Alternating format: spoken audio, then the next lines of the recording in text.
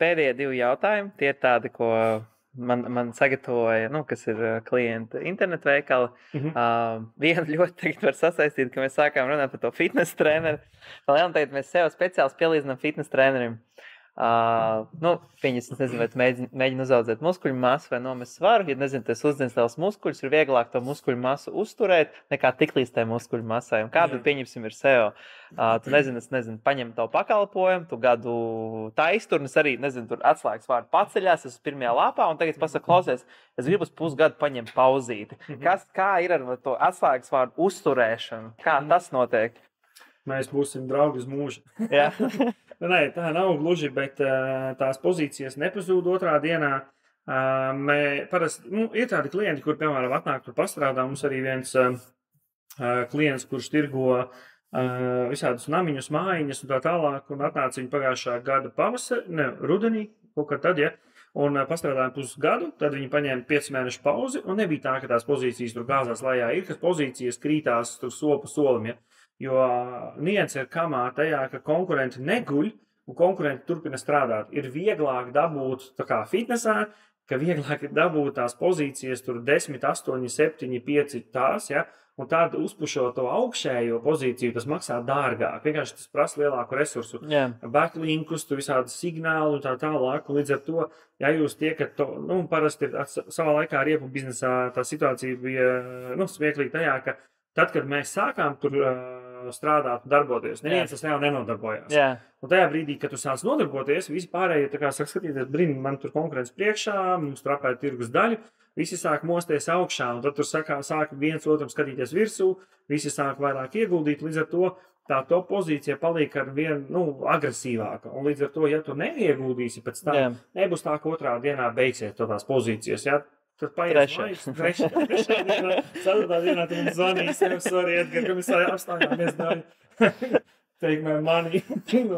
Tā nav, bet, varbūt ir pozīcijas, kas kritīsies, arī, piemēram, ka klienti paņem pauzi. Ir kaut kādi klienti, redzu, kuriem tās pozīcijas krīt straujāk, ir klienti, kuriem skatos, viss ir kārtībā, viņiem turās, un ir pat tādi, kas, piemēram, nedara un vienkārši iznāk algoritma updates, ka tas, ko mēs darījām, tam ir kaut kāda pat inerce.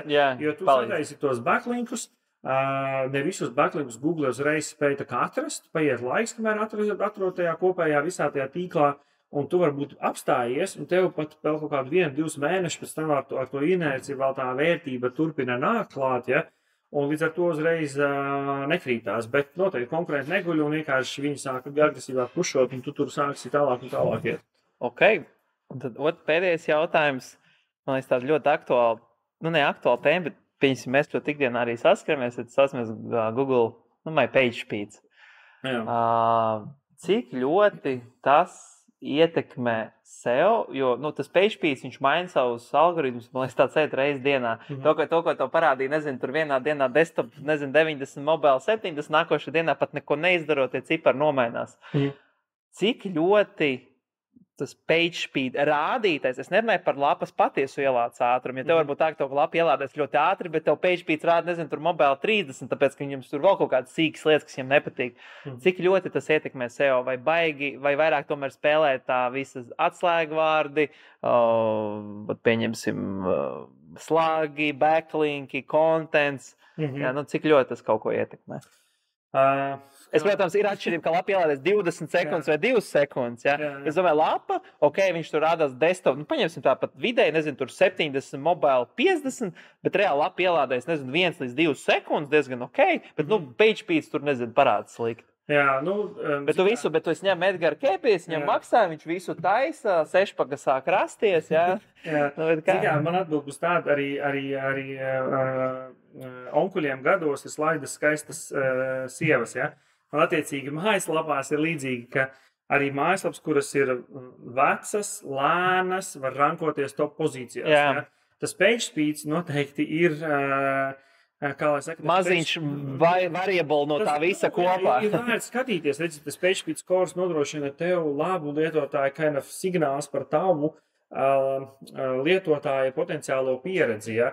Tur, piemēram, ir tas, es no galas tos neatceros, visu nosaukt. Daudz, tur pirmā ielāde. Pirmā, tur lielākā parametra ielāde, tad tas kumulatīvai layout shift, tas viss tur lēkā un tā tālāk.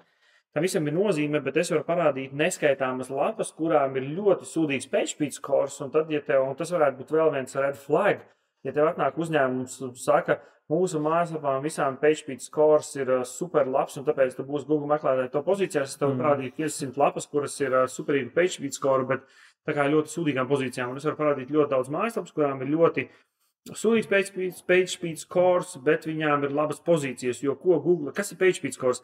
Google interesē pievienotā vērtība tajā, ko tu nodrošini lietotājiem. Tieši nav saturiskā, ja saturs jau primāri, tev vajag atbildes, un ja tavā mājaslapā, tev ir ļoti skaista mājaslapa izlaizīta no PageSpeed skora viedokļa, nav labu backlinku, viņā nav kvalitatīva satura, cilvēks neatrod to, ko viņš meklēja, tad tas PageSpeed skors tā kā pēkšņi pašā apakšā, tas tā kā no signāliem, ja.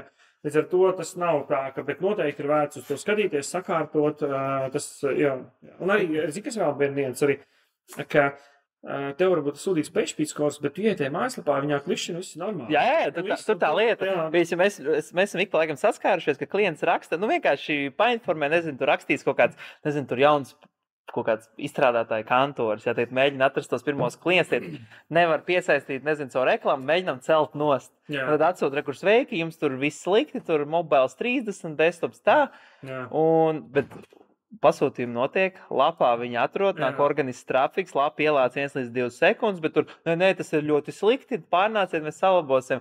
Un klients arī pasaka, vai tiešām man paši uztraukties, un es to prasu, to pasūtījumi ir, katru mēnesi no mēnesi audz, trafiks pieaug, tu redz problēmu? Nē. Un zikā, es to PageSpeed skoru labprāt tur tjunētu, man patiktu, bet reizēm, es saku, drīzāk tas tā nauda, kas... Tā ir bišķi, man liekas, tāda mērīšana. Tas ir tā nauda, kas ir jāieliek, lai jūs to PageSpeed skoru nolaizītu.